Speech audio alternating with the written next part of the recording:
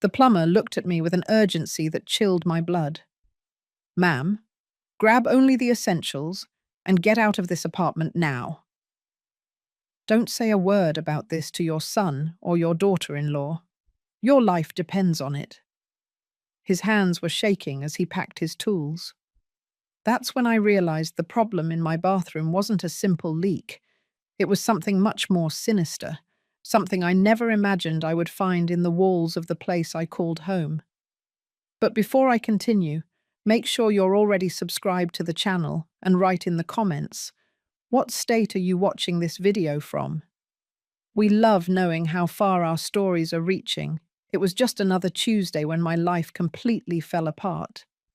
The faucet in my bathroom started dripping overnight, an annoying noise that woke me up several times.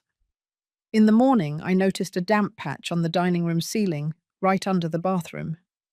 I decided to call a plumber. "He'll be there in 1 hour," the calm voice on the other end of the line informed me, when I called the number my son, Michael, had given me. At 68, I lived in a spacious house we bought with my husband decades ago in New York City. After his death, 5 years prior, our kids started moving back home. First, Michael, who said he was saving up for his own apartment in Chicago, and then Julie, who returned after her turbulent divorce, bringing only a few suitcases and a disquieting silence. When the doorbell rang, I opened the door to a man in his 50s, average height and grey hair. He wore faded blue overalls and carried a heavy toolbox. "Ma'am? Oliveira? I'm Anthony, the plumber." I showed him the stain on the ceiling and took him up to the bathroom. He examined everything with professional attention. "I need to check the pipes in the basement too," he said, "to understand the complete system." I showed him the way and returned to the kitchen. While waiting, I distractedly prepared lunch.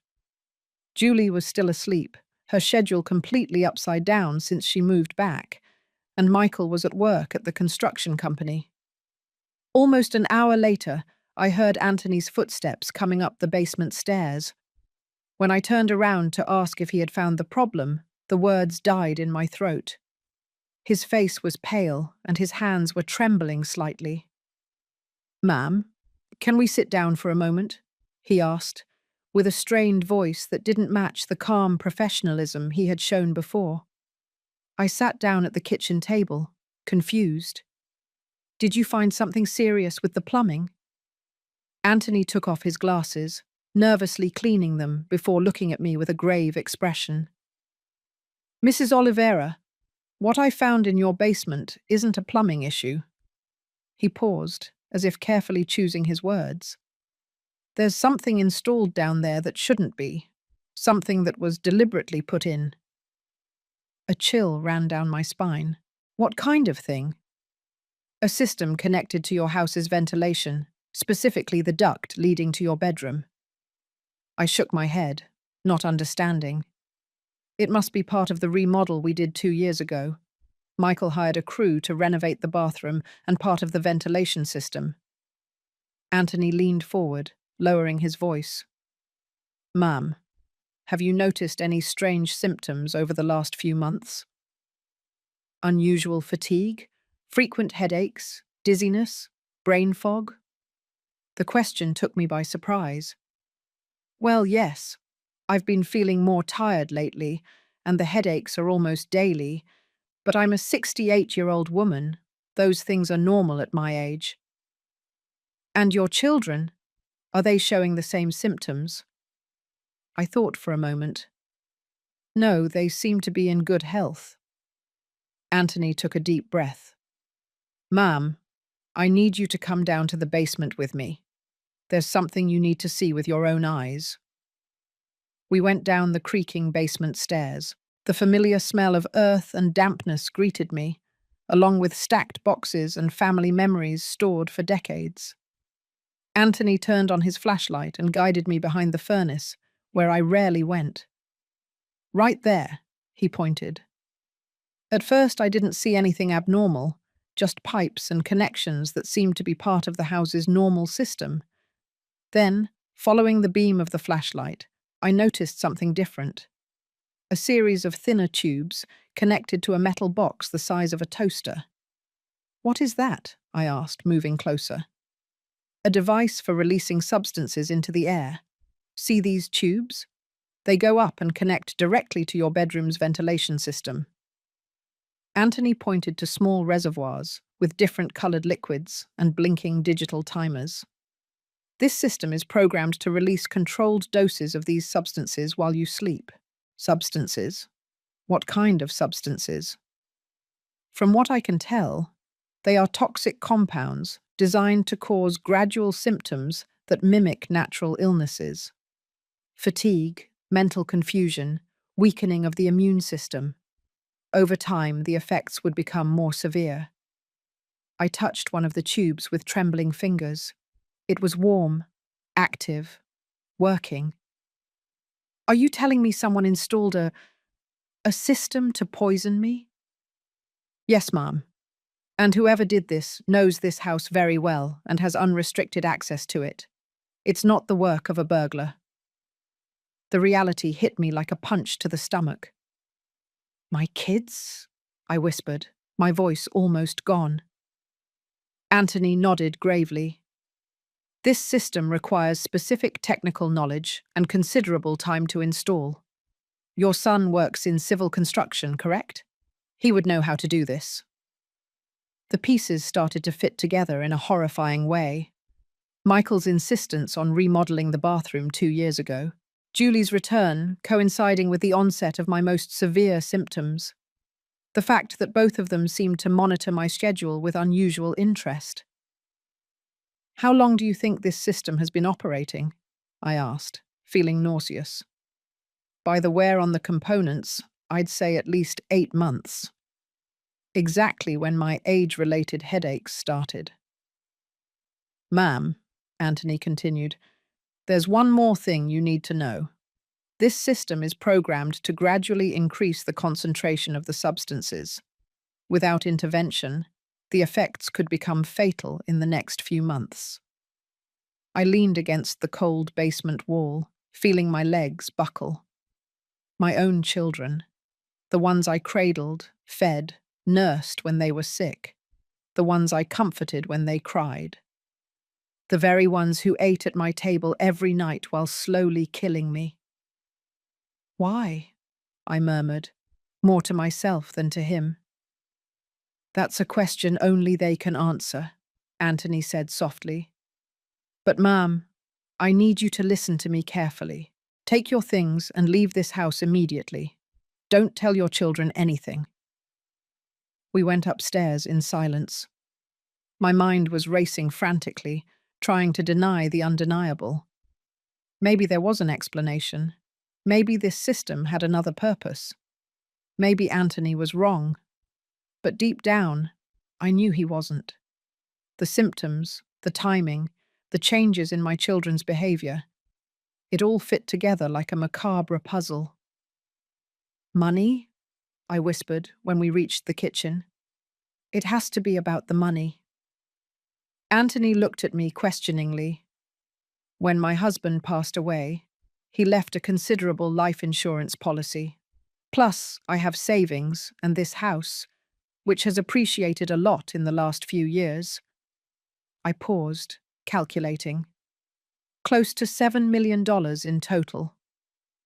"A sum that could motivate desperate people," Anthony nodded.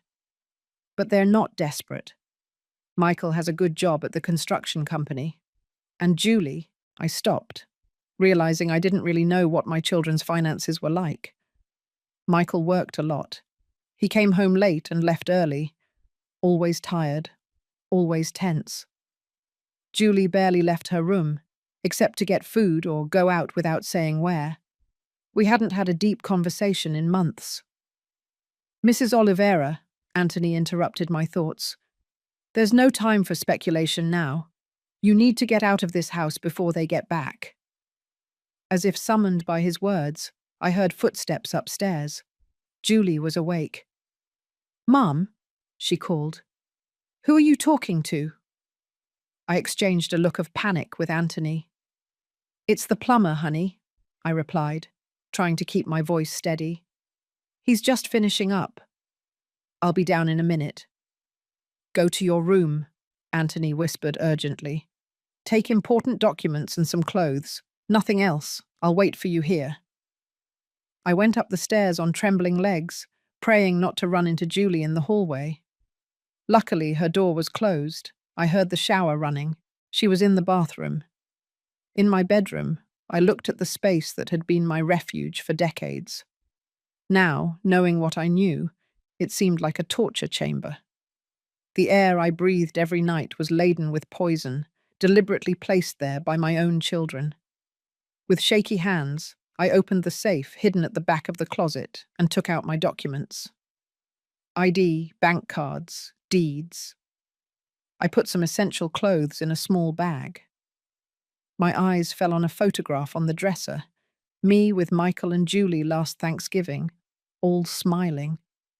At that moment, they were already poisoning me. I put the photo in the bag too, not because I wanted to remember that moment, but as a cruel reminder of the betrayal I suffered.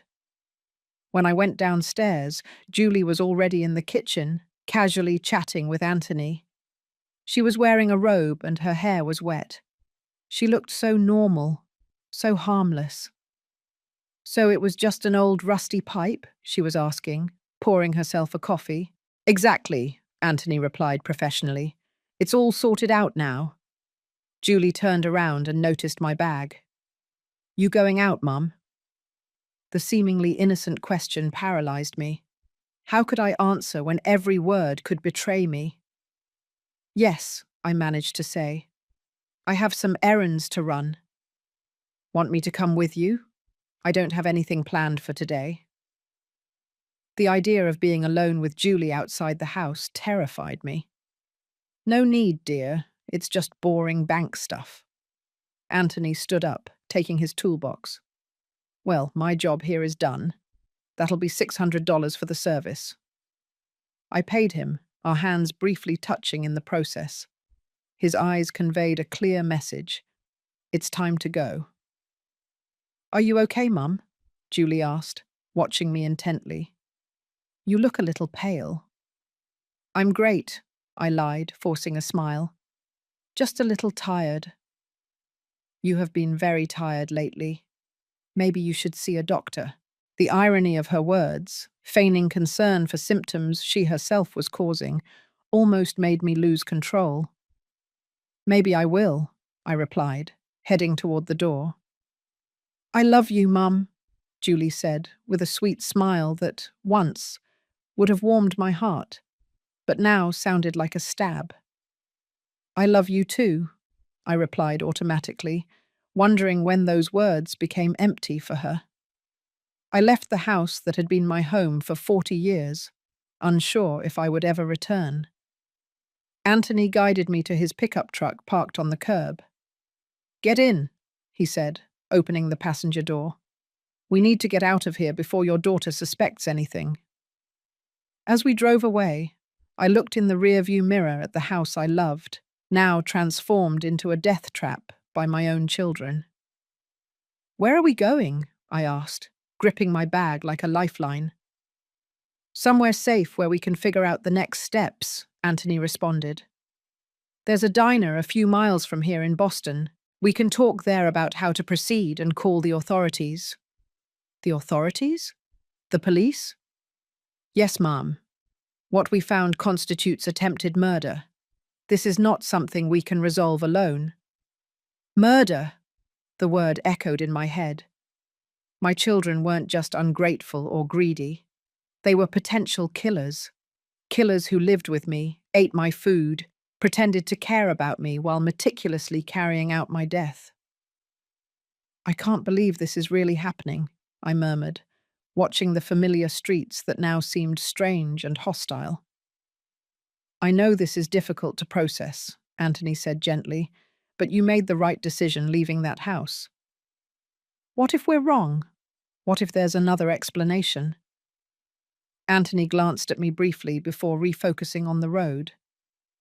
Ma'am, I installed ventilation systems for 15 years before becoming a plumber. What I saw in your basement is not a mistake or a misunderstanding. It's a device specifically designed to disperse chemical substances into your bedroom's air. There is no innocent explanation for that. Deep down, I knew he was right, but my mind kept desperately searching for an alternative reality where my children weren't monsters. How much time do you think I had left? I asked quietly. Based on the timers and the concentration, I'd say 2 or 3 more months, at most. Your symptoms would have progressively worsened until it looked like a natural illness. You would have developed severe respiratory problems and organ failure. You would have died slowly, and no one would suspect a thing. Tears rolled down my face. How could 2 people plan something like that? How could they look their own mother in the eyes every day, feigning love while killing her? I don't have an answer for that, Mom. But I know that people capable of this aren't just going to give up if they're confronted. If they find out you know the truth, they might accelerate their plans or try something more direct. A chill ran down my spine. Do you think they'll come after me? It depends on how desperate they are for the money and how committed they are to the original plan.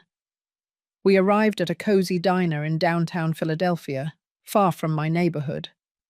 Anthony chose a table in the back, away from the windows and near an exit. When I realized he was strategically thinking about escape routes, the gravity of my situation hit me again. A young waitress approached to take our order. 2 coffees, please, Anthony said, and something sweet for the lady. She's had a rough day.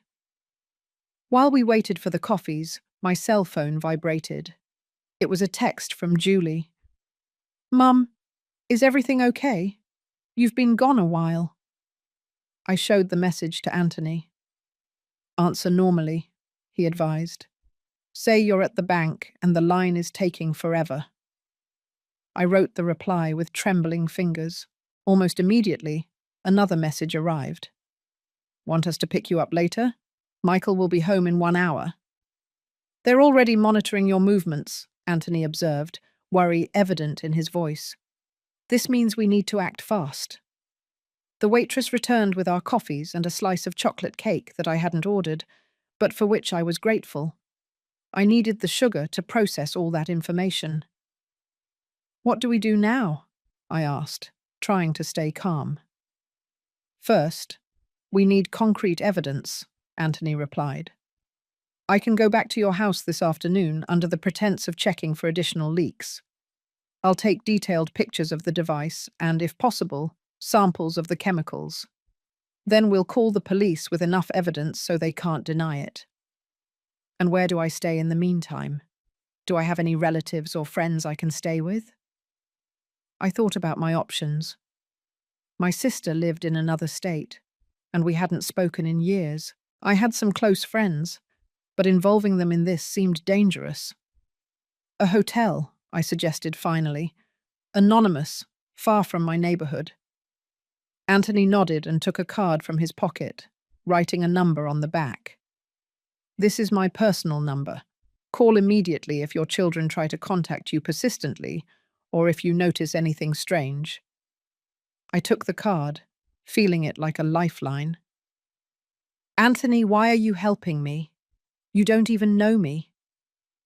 He took a sip of his coffee before answering, his eyes fixed on a distant point beyond the window. I lost my mother 5 years ago. She died of aggressive cancer, but months before the diagnosis, she complained of strange symptoms that doctors couldn't explain. Extreme fatigue, respiratory issues, generalized weakness. He paused, taking a deep breath. Only after she died did we discover that my brother was tampering with her medication and stealing her savings. Oh my God, I exclaimed in horror. I couldn't save my mother because I didn't see the signs in time. But when I saw what was happening in your house, I knew I had a second chance to make things right. His words moved me deeply. A stranger risking his time and safety to help an older woman he had just met. Was your brother arrested? Yes, but only for the theft. When we discovered the medication tampering, it was too late to prove it contributed to her death. Is that why you want to gather solid evidence now? Exactly. I don't want your children to escape the consequences of what they did. My cell phone vibrated again. This time it was Michael. Mum, Julie said you left hours ago. Is everything okay? Where are you? I replied that I was at the bank and would do some shopping afterwards. The reply came immediately. What bank? I can come pick you up. His insistence on knowing exactly where I was started to seem less like concern and more like control. They're getting anxious, Anthony said, looking at the messages. They probably realized you've been gone longer than normal. What do I tell them? Keep the answers vague but reassuring. Say you're fine and you'll be back soon. I did as he suggested, but the replies kept coming, each more insistent. Then Michael called. Answer, Anthony instructed. But be careful what you say. Hello, honey, I replied, trying to sound casual. Where are you, Mum? His voice was strained, controlled. Julie said you left with a bag. Are you staying out tonight? No, dear. I just took some documents to sort out at the bank. What documents? What bank? His interrogation was making me nervous. Why so many questions, Michael? I'm an adult woman.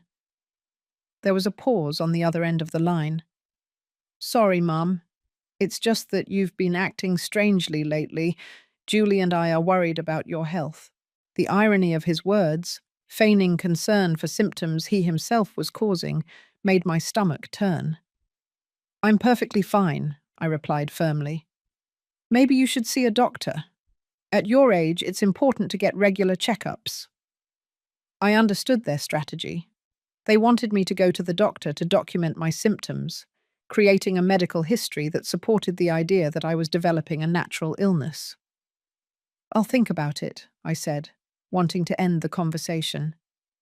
I'll see you later. I love you, Mum. The words, once precious, now sounded empty and manipulative. I love you too, I replied automatically, realizing it was the second time that day I'd lied about that. After hanging up, I noticed my hands were shaking violently. Anthony covered them with his, a comforting gesture that surprised me. You're not alone in this, he said gently. We'll sort everything out. We paid for the coffees and went to a modest hotel in downtown Miami. Anthony spoke to the desk clerk, booking a room in his own name so no one could track me. Room 215, he said, handing me the key. Lock the door and don't open it for anyone but me. If you need anything, call room service. When are you going back to my house? In about 2 hours. I'll say I received a complaint from another customer about a similar issue and want to verify that the fix at your house is working properly. It's a common practice in my profession, so it won't raise suspicion. Before leaving, Anthony hesitated. Ma'am, I need to ask you something. Do you have a will? Are your children the sole beneficiaries? Yes, everything is divided equally between Michael and Julie. He nodded gravely. That confirms the motive. Without you, they would immediately inherit a considerable sum. I remembered a specific clause. But the will says that if my death is suspicious or the result of a crime, they lose all inheritance rights. Do they know that? I believe so. We discussed the will when my husband passed. That could explain why they chose such an elaborate method. If your death looked natural, the result of a gradual illness, no one would question the will. The calculated coldness of their actions terrified me again. Not only did they plan to kill me, but they also chose a method that would ensure the financial benefits of my death. Anthony, I asked quietly, what kind of people do this? People who have lost all normal emotional connection. people for whom money has become more important than any family tie. But I raised them to be good people. I gave them love, education, values. Sometimes, ma'am, people turn into something completely different than what we expected. Circumstances, pressures, bad choices can change someone profoundly. After Anthony left, I was alone in the hotel room, the silence oppressive around me. For decades, I was used to the constant noise of an inhabited house. TV on, footsteps on the stairs, doors opening and closing. Now, in the silence of this strange room, my mind had space to fully process the betrayal I suffered. I sat on the bed and took out my cell phone. I had 5 new messages, 3 from Julie and 2 from Michael, each more urgent than the last. "Mum, it's already 4 p.m. Where are you? Michael is asking about you. He's worried. Please reply. We're getting really anxious. Mum, call immediately. We're going to start looking for you if you don't answer." Each message sent a shiver down my spine. Were they really worried? Or were they starting to suspect their plan had been discovered? I decided to reply vaguely. "I'm fine. The bank was crowded, and then I went shopping. I'll be back soon."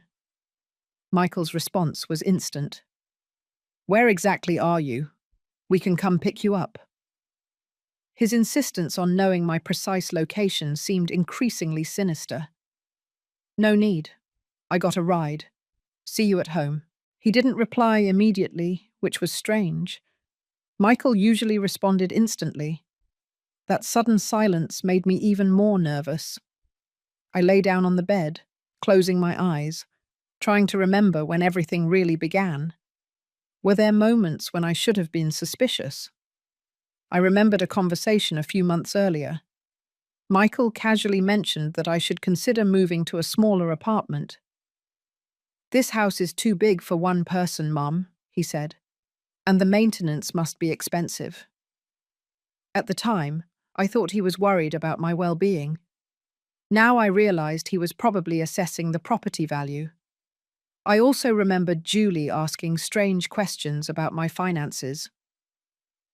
"Do you have enough money for medical expenses when you're older, Mum? Have you thought about what you'll do if you need special care?" I interpreted these questions as normal filial concern, but now I wondered if she was calculating how much money they would have left after my inevitable medical expenses. My phone rang, startling me. It was Michael again. "Mum." His voice sounded cold, controlled. "We called the bank. They said you weren't there today." My heart raced. They were checking my story. "I went to another bank," I improvised. "The one on Main Street." "Which branch exactly? Why this interrogation, Michael? Since when do I have to account for my movements?" "Since you started lying to us." The direct accusation left me speechless for a moment. "I'm not lying," I finally replied. "I just need some time to myself." "Time to yourself or time with the plumber?" The question took me completely by surprise. "What do you mean by that?" "Julie saw you two leaving together. You got into his pickup truck. Where did he take you?" So they knew. Julie must have looked out the window when we left. The fear intensified inside me. "He gave me a ride to the bank," I tried to explain. "More lies." Michael's voice grew even colder. "Mum, you've been acting very strangely lately. First, constant forgetfulness. Then, mental confusion. Now, lies and erratic behavior. We're genuinely worried about your mental health." I realized their strategy. They were constructing a narrative where I was a confused, paranoid old woman, possibly with dementia. If I accused them of poisoning, it would just be one more sign of my supposedly deteriorating mental condition. "I am perfectly lucid, Michael." "Then why run off with a stranger? Why lie about where you've been? Why not answer our calls? My cell phone vibrated again with each question that sounded reasonable coming from a concerned son. But I knew the grim truth behind that concern. Michael, I'm going to hang up now, I said firmly. We'll talk when I get home. Mum, wait. He tried to protest, but I ended the call. Almost immediately, Julie texted me. Mum, Michael is very upset. We need to know where you are. Please tell us the truth. My head was throbbing. Everything I built over decades, the family I loved, the home I cared for so tenderly, was crumbling in a matter of hours. I silenced my cell phone and put it in my bag, unable to deal with any more messages or calls. The hotel room, despite its impersonal neutrality, offered a security that my own house no longer provided. I picked up the Thanksgiving photograph I brought with me. The smiles on my children's faces looked different now, calculating, false. How did I not realize it before? How did I not notice the coldness in Michael's eyes, or the detachment in Julie's smile? Maybe it's because love is blind. Maybe it's because, as a mother, I always saw the best in them, even when the truth was right in front of my eyes. 2 hours passed without news from Anthony. The worry grew inside me. He should have contacted me after returning from my house. Something was wrong. Despite my reluctance, I turned my cell phone back on. 10 missed calls and 23 messages. The most recent one, from Michael, sent only 5 minutes ago, chilled my blood. Your plumber friend came back. We're having an interesting conversation. My first instinct was to call Anthony, but I stopped before pressing the button. What if Michael had taken his cell phone? Or worse, what if they had done something to him? The idea that my children could hurt someone was unthinkable just hours ago. Now it seemed terribly possible. I dialed the police number with trembling fingers. Emergency. What is your problem?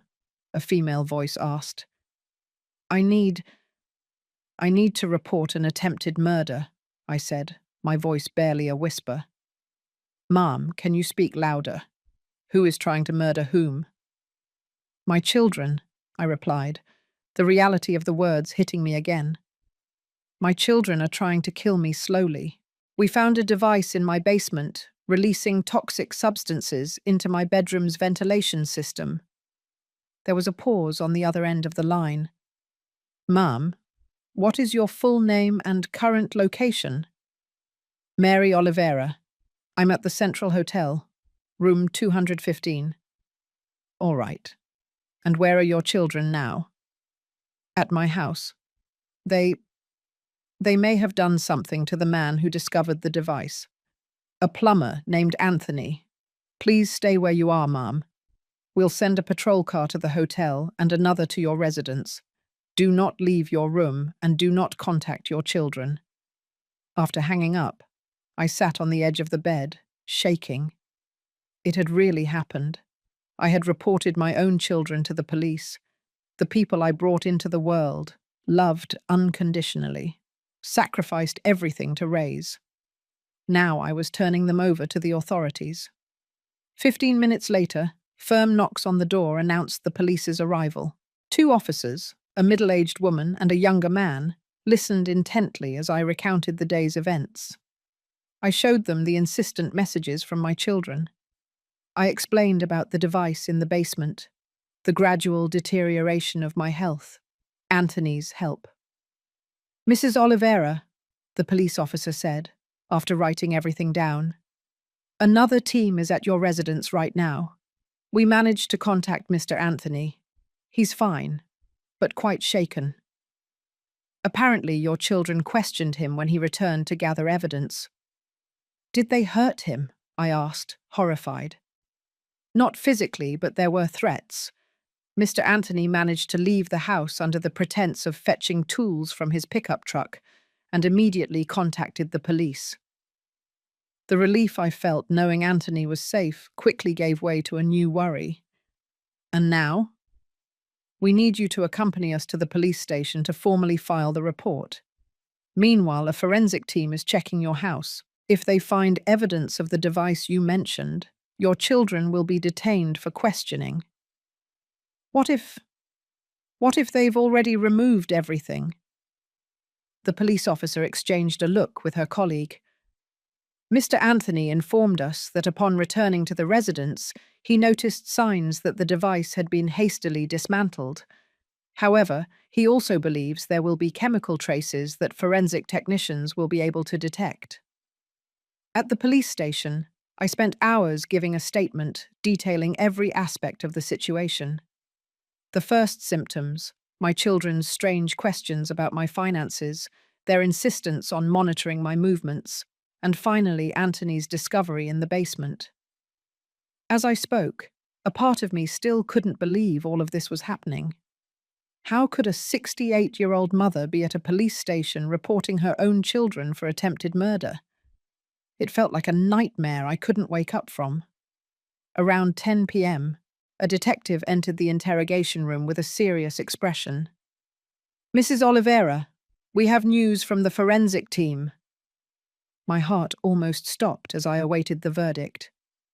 "They found significant chemical residues in the ventilation ducts leading to your room, consistent with substances that, when continuously inhaled, can cause the symptoms you described. They also located dismantled parts of the device that were hastily hidden at the bottom of a box in the basement." Silent tears rolled down my face. A part of me still hoped that it was all a terrible misunderstanding, that my children were innocent, that there was another explanation. Now that hope was irrevocably destroyed. "Your children are being held for questioning," the detective continued. "So far, both deny any involvement, claiming that you have shown signs of paranoia and mental confusion in recent months." Just as I feared, they were using the symptoms they caused against me. And what about proof that they were the ones who installed the device? The detective hesitated. "That may be harder to prove directly." However, he opened a folder and placed a photograph on the table. It was a page from a notebook in Julie's unmistakable handwriting. "We found this hidden among the books in your daughter's room. It appears to be a detailed record of your symptoms over time, with notes on dosage adjustments." I looked at the sheet of paper, feeling nauseous as I saw entries like, "September 27, Mum slept 12 hours straight, nighttime dose increase working," and "May 15th, complained of dizziness and confusion, maybe reduce a bit not to raise suspicion." It was a methodical clinical documentation of my planned deterioration, like a scientific experiment, as if I weren't a human being, much less their mother. "This is—" I couldn't finish the sentence. "Pretty incriminating evidence," the detective completed, "coupled with statements from neighbors confirming the bathroom remodel 2 years ago, overseen by your son, and his technical knowledge in the construction area. We have a solid case." The first month after my children's arrest passed in a blur. I was subjected to a battery of medical exams that confirmed the presence of toxins in my body. The doctors were shocked to discover that I was being slowly poisoned in my own home, by my own children. "It's a miracle you survived," the toxicologist said. "Prolonged exposure to these substances could have caused permanent organ damage or even death." As the toxins were eliminated from my body, my health improved drastically. The headaches disappeared, the mental confusion cleared, my energy returned. Physically, I was recovering. Emotionally, the wound seemed impossible to heal. I couldn't go back to my house. The memories were too painful. Every corner of that place now held the echo of betrayal. I put the property up for sale and temporarily moved to a small rented apartment. During the investigation, the complete truth came to light. Michael had gambling debts totaling more than $2 million. Compulsive gambling that he hid from everyone, taking out loans from lenders who began to threaten him physically and financially. Julie, for her part, discovered she would receive nothing in the divorce after her ex-husband proved her infidelity with concrete evidence. She was practically broke and desperate. Together, my children calculated that my death would give them immediate access to almost $7 million between life insurance, savings fees, and the value of the house. Because they knew a suspicious death would invalidate the will, they planned something that looked natural. A gradual deterioration attributable to old age, culminating in organ failure that no doctor would question. The idea of slow poisoning was Julie's. With her knowledge of chemistry, she meticulously planned which substances to use and in what concentrations to simulate a natural decline. Michael, using his civil construction knowledge, installed the system during the bathroom remodel. The trial was a nightmare. Sitting in the courtroom, day after day, hearing horrific details about how my own children conspired to kill me, I felt as if I were living someone else's life. This couldn't be my reality. It couldn't be my family. The hardest thing was facing their gaze.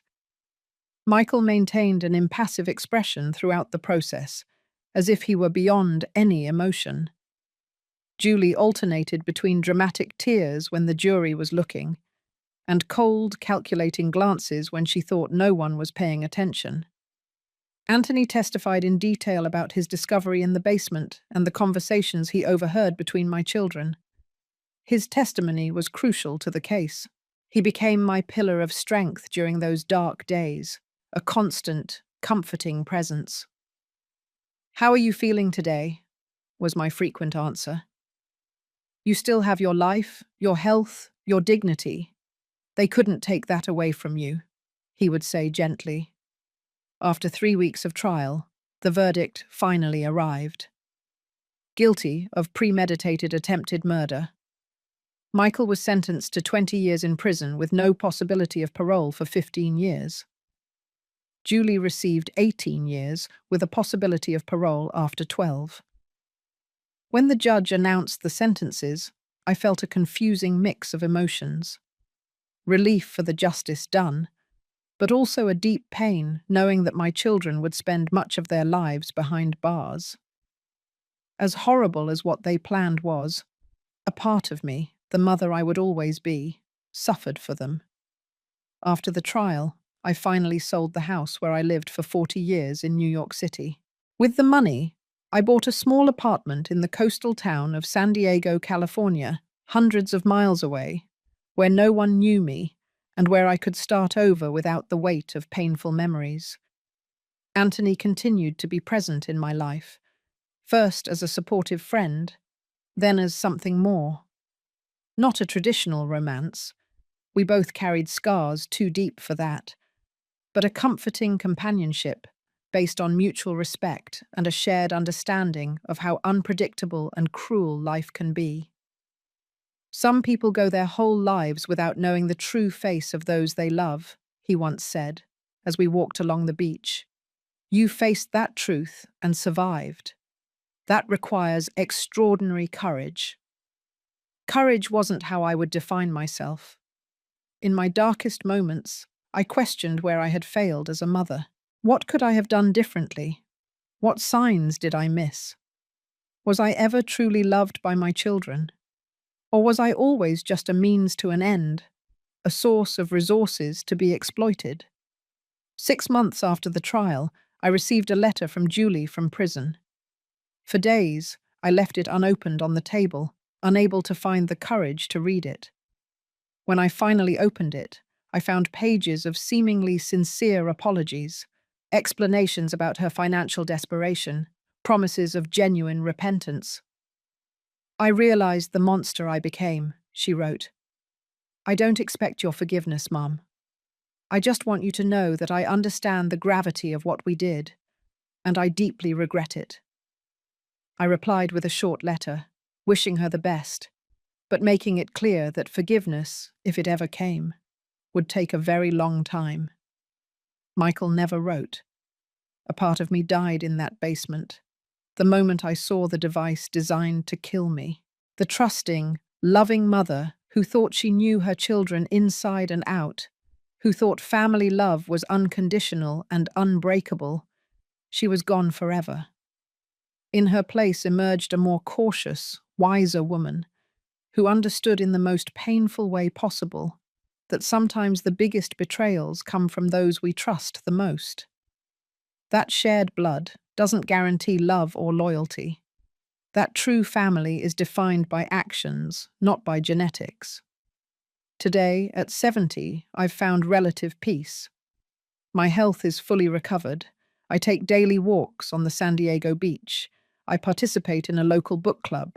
I cultivate a small garden on my apartment balcony. Anthony and I have dinner together twice a week, sharing stories and laughter.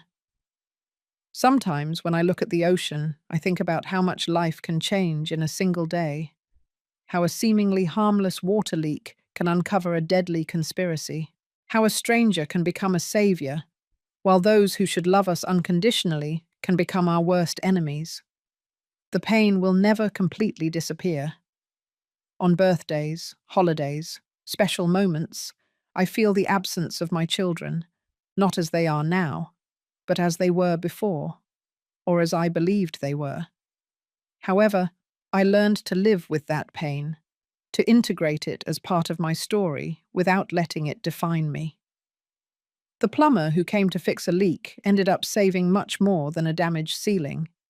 He saved my life. And he taught me that, sometimes, salvation comes from the most unexpected places, while threats can hide where we least expect them.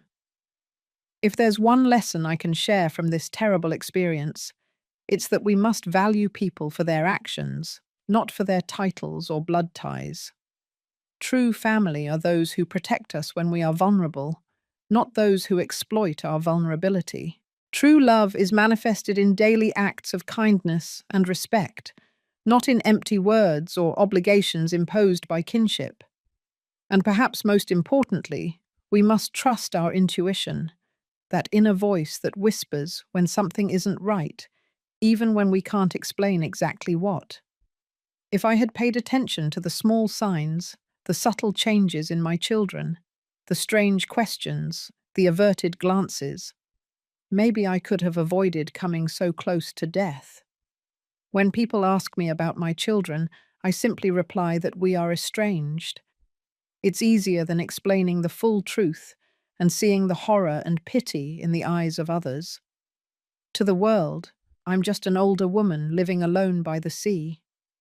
No one needs to know that I am a survivor of one of the cruelest forms of betrayal. The leak in the ceiling of my old house in New York City revealed much more than a structural problem.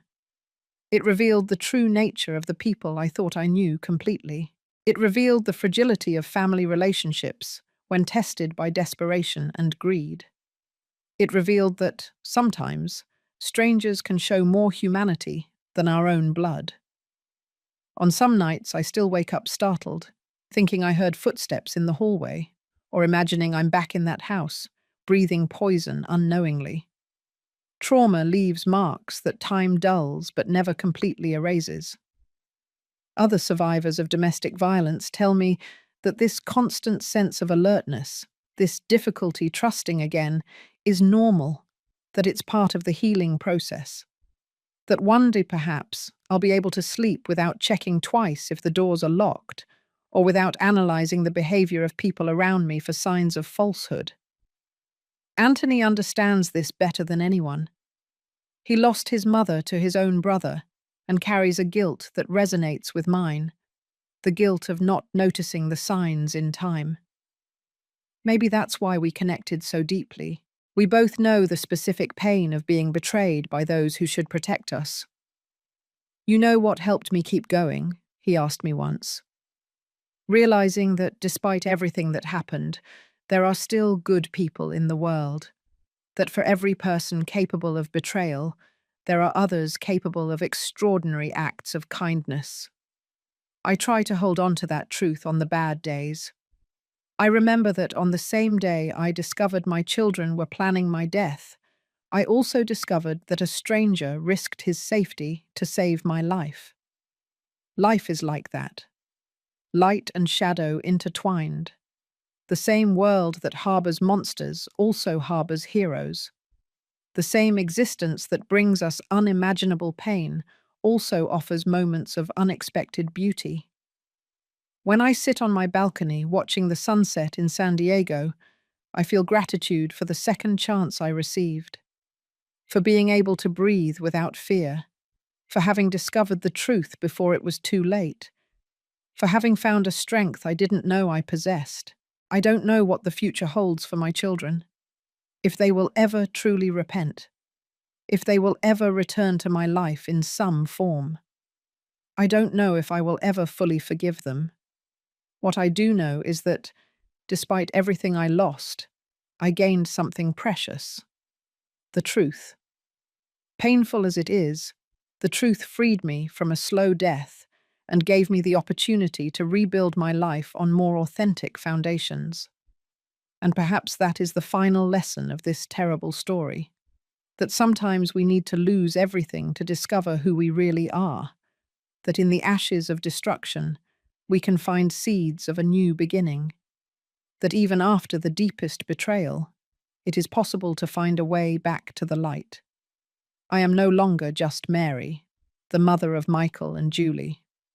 I am Mary, a woman who faced the unthinkable and survived.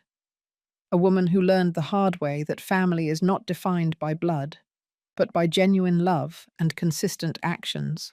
A woman who, thanks to a leak in the ceiling and an observant plumber, gained the opportunity to grow old with dignity and peace. A privilege that my own children tried to deny me.